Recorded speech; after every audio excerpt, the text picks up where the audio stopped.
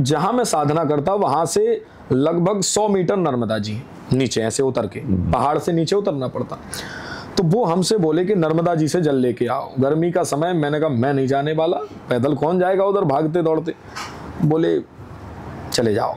मैं नहीं गया जी, मैं अपने अकड़ में था, ऐसा कह सकते हैं। जी हाँ, जी हाँ, बाल हट जी हाँ। मैं बैठा रहा। अब मैं साधना करने के लिए बैठता कि इतने में वो फिर आ गए भीतर। मैंने कहा महाराज खिला दिया, अब मत परेशान करो, पूजा पाठ करने दो हमको। तो वो बोले रामदयाल कौन है तुम्हारे घर में, हमसे बोले। मैंने कहा मेरे दादाजी हैं रामदयाल, मेरे जो दादाजी थे जिससे आपको प्रेरणा। जी हाँ जी। तो मुझे लगा मेरे दादा परशुराम कहते लोग उनको, फरसा रखते थे, वो फेमस है काफी, तो हो सकता है ऐसे सुना होगा। रविंद्र कुमार कौन है, तो मैंने कहा पिताजी हैं। इसके बाद ऐसे करके उन्होंने और ध्यान किया जो भी किया। अब उन्होंने सुरेश नाम लिया, जो हमारे पिताजी के भाई थे, चाचा जी हाँ, नहीं बड़े पिताजी ताऊ। जी ताऊ। तो वो लगभग 1 वर्ष तक हमारे घर में गांव में रहे। इसके बाद वो उनको गोद ले लिया था हमारे दादी की बहन ने, मतलब अच्छा, तो जी हाँ। तो उनको तो हम लोग बहुत, कोई नहीं जानता था गांव में, मतलब ये बात किसी को पता नहीं।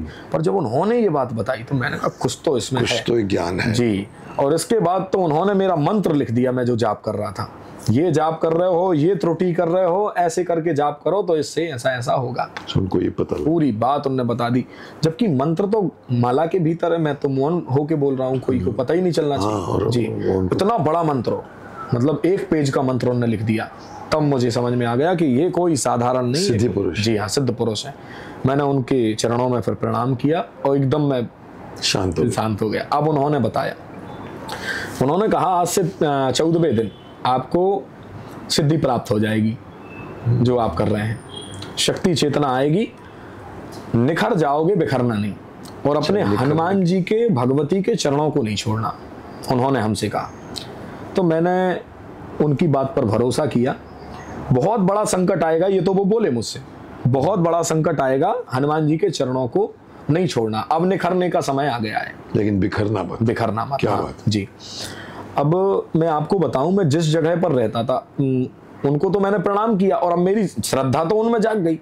तो मैंने सबसे पहले तो नर्मदा जी का जल लाना ठीक समझा, वो किया। मैंने कहा अब भी बैठो, मैं अब भी लेके आता हूं। तो भाई खुश हो गया था मैं, और मैं जल लेने गया, वो नहीं मिले मुझे। वापस जब मैं आया तो नहीं तब नहीं।